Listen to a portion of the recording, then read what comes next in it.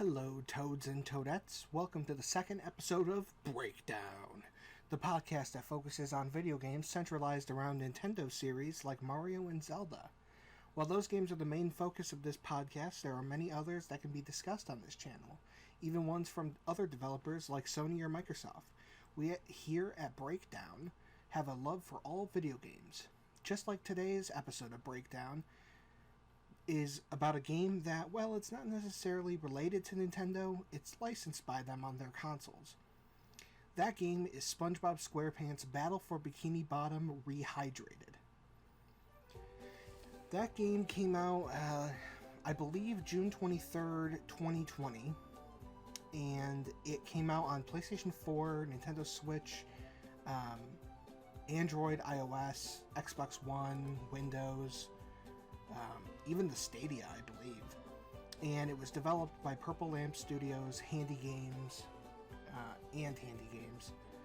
and was published by THQ Nordic. It is a rehydrated version, otherwise known as a revamped version of the original SpongeBob SquarePants Battle for Bikini Bottom, which came out on October 7th, 2003. Ooh, that was a long time ago. I remember when that first came out. Jeez, I'm old. Anyway, what can I say? SpongeBob SquarePants Battle for Bikini Bottom Rehydrated is a fantastic game. It is an action-adventure platforming game, and it really compares, comparatively to the original, it's just monumentally better. The graphics are better, the character shadows are better, the environment is better, the textures for like the water and like the borders for like around the towns and stuff are better. Monumentally better. A few things to note about SpongeBob SquarePants Battle for Bikini Bottom, the remake, is that they added a new multiplayer mode, which I haven't really touched upon too much myself, because I don't have friends, haha. But the, that's just a joke. It supports both split screen, I believe, and online play. I believe it's a horde mode where essentially you just have a bunch of enemies thrown at you and you have to fight. And I believe they have the scrapped Squidward robot fight, and you're able to play as like SpongeBob, Patrick, Sandy, Mr. Krabs, Squidward, and Plankton, I believe. I'm not sure how that all works. I haven't played it too much. Other than that, I know the remake has basically the same general art style. The story's still the same. It does have that new boss, like I said. The gameplay's pretty much the same. The soundtrack is remastered as well. Just like the art style and the textures, it did get a revamp. The voice acting is pretty much the same, which means Clancy Brown did not come back, unfortunately. I know that was one thing apparently a lot of people enjoyed, was the weird Mr. Krabs voice acting. If you've played the original, you know what I mean. Mr. Krabs didn't sound right in this game. He wasn't voiced by Clancy Brown, which is, the voice actor for Mr. Krabs. He sounded like, I don't know, he just sounded off. He didn't sound like Mr. Krabs. But people enjoyed it, so they brought him back, and I guess, or I don't know if it's the same guy, I guess, but I think they had the same voice acting lines repeated in this game, so I think the quality was just upped for the voice acting. The graphics are significantly better instead of like the 2000s-esque graphics. It's 2020 graphics. The characters you play as are the same, and the bosses have some redesigns, just general revamping of video game type stuff. It's a very, very I was going to say niche game, but it's not really. It's a very fun game for pretty much anyone. Young or old, I would say 10 and up probably. But it's a very fun game to just kind of grab a hold of and go explore in the SpongeBob universe. You go and find like Patrick's stocks, and you go and find, you know, golden spatulas. It's just a lot of fun. You go and visit places that you're familiar with in the SpongeBob universe, like Goo Lagoon, the Krusty Krab, other various places. It's just a lot of fun, and the platforming is very, very good. That was one thing that the SpongeBob games, like the SpongeBob movie game, that was also on GameCube, which I'm waiting for a revamped version of that. That would be hype. That game had awesome platforming as well. I'm just waiting for that. But that's one thing they're very, very good at, is making platforming.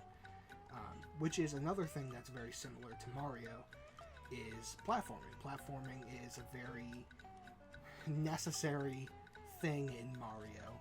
You know, be it 2D or 3D, you basically have to platform in Mario, so that's kind of how I'm relating it to Nintendo, other than the fact that it's licensed by Nintendo.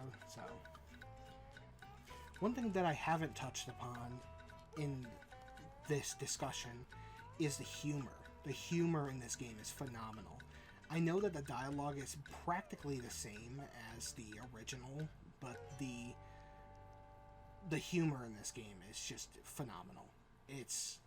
I'm trying to think of a line right now, and of course I can't think of one, but I know, like, when you meet Mrs. Puff in like the kelp forest and stuff, she is just sick of seeing SpongeBob and Patrick. She is just so done with their nonsense, and it's just like the show.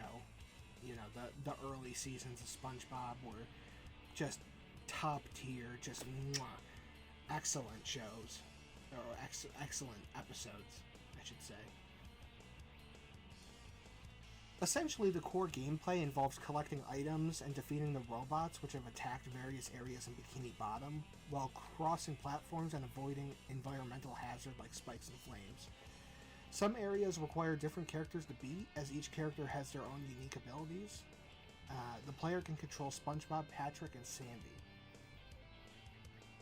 Throughout the game, the player will collect shiny objects, which are the currency essentially, socks, which Patrick needs to get golden spatulas. He's misplaced them, of course, haven't we all? And golden spatulas, which are the kind of superstar or shine sprite or whatever you want to call it of this game.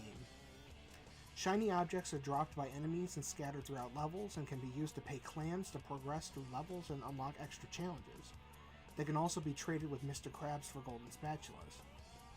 Socks are placed in levels in harder to reach locations, and 10 of them can be traded to Patrick for a golden spatula. And golden spatulas are used to unlock new areas in the game, and 75 of them are required to fight the final boss. So much like Super Mario 64, if you're familiar, you need power stars in order to progress to certain areas of the game. And you need 70, I believe, to beat the final boss and to get up the staircase. The new addition to the remake is the multiplayer horde mode, like I mentioned earlier, where the two players can face waves of robotic enemies, but I really haven't touched upon that myself, so. There's also the fight with the robotic Squidward, a scrapped version of Patrick's dream, which there's a whole dream sequence that SpongeBob has in the game. And there's also a cut phase of the Robo-SpongeBob fight, which was cut from the original game, much like the robotic Squidward fight.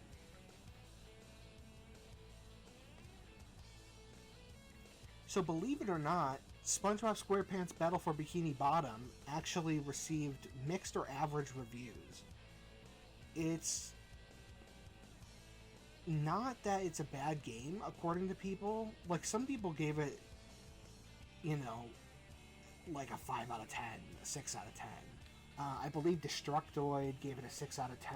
GameSpot gave it a 2 out of 10, I believe. Like, I don't know what they're talking about.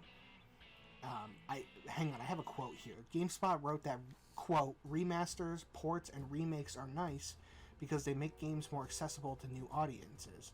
And the ones that excel understand that some features from that game's era are antiquated and should be updated or removed. SpongeBob Squarepants' Battle for Bikini Bottom Rehydrated flops like a fish out of water when it comes to this. They concluded, end quote. They concluded that the game, quote, winds up being an unpleasant nostalgia trip that nobody should pack their bags for, end quote. I don't necessarily agree with this, and here's my reason why.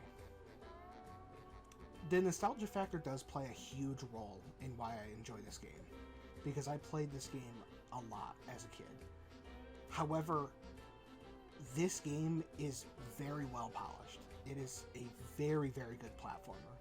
I highly recommend it for that reason alone, is the fact that it's polished. It's not just another one that's crapped out onto the line. It is a game that's taken... They put time into it. They put love into it. They made sure everything was the same meticulous detail, you know. They put a lot of time into this, and I don't think that that's giving it enough credit. I don't think GameSpot is giving it enough credit in that quote. Nintendo Life and Nintendo World Report gave it like a 7, 7.5. Most places gave it like an 8 or a 7. I would agree. I would say, in my personal opinion, I would give it an 8 or an 8.5. It's not my favorite game in the world, but it's also not a bad game. I have games I would rank higher, like Luigi's Mansion. Luigi's Mansion, if you know me, Luigi's Mansion is my favorite game of all time. That would be a 11 on the scale. But I would say like an 8.5. It's a very, very good game. If I had to give like stars, I would say 4 stars. It excels at being a remake. I mean that's just obvious. And by that I mean it's just, what do I mean by that? What I mean by that is it excels at replicating the experience from the first one. And that's not a bad thing. It's being accessible to a new audience, much like GameSpot said. Well, actually, no, GameSpot said that SpongeBob failed at doing this, which like I said, I disagree. I think it did a very good job at making it accessible to a new audience. I think a lot of kids are able to be introduced to this and have the humor from the original era of SpongeBob, you know, introduced to them through this game. And maybe they'll even go back and be like, hey, you know, maybe I'll play the original and have almost like this, I don't want to say nostalgia trip, because they wouldn't have been old enough to know, but, you know, they would have this kind of, hey, I want to get into older games because of this game. You know what I mean? Like, I think I agree with THQ Nordic CEO Clemens Krauser, or Cruiser, however you pronounce his name. I apologize if he's listening. But he called Rehydrated a fantastic success due to its sales, and he is correct. I believe it is a positive addition to the market. One of my favorite things about this game is the introduction of the meme culture. In a few levels, you can find like the sponge gar or the cave sponge, you know, meme where it's like, oh, that's a very, very common meme. I very much like the addition of that. You could see like cave drawings of it. I'm not sure if there were any other like major memes that were added, but I appreciate the fact that they took some of the things from internet culture and were like, hey guys, let's kind of filter this in so we can be hip, as the kids say. I really appreciated that. Well, this one was kind of a quick episode, but I mean, there's not really much to say other than this is a very good game and I highly recommend picking it up. If you see it on like a Steam sale or on the Nintendo Switch for pretty cheap, I recommend picking it up as soon as you can and playing through it. I would definitely recommend picking it up at full price because it's just that good, but I can never go wrong with, getting it on sale. So I picked it up on full price and I'm totally happy with my experience. I think it's totally worth the full price, and I think anyone else who buys it at full price will have a pleasurable experience. But I think that, finding the discounts and finding sales and waiting for sales is also something that's worthwhile. So, it's your cup of tea if you want to wait for sales or not. But that's your second episode of Breakdown. I really appreciate you guys listening. If you want, give it a like. Maybe subscribe to the channel. There's more to come. I'm definitely working on more ideas. I'm thinking about the next episode already and what it could be. I have a bunch of different ideas in mind. Things from like Luigi's Mansion to Paper Mario to Ratchet and Clank. I just finished that game. I know that's not Nintendo, but I just finished that. It's kind of a platformer shooter game. That was really fun. I was thinking about doing a review of that. If you're interested in that, definitely let me know. Other than that, I guess that's all I got time for. So, yeah. Thanks for listening to Breakdown. See you guys soon.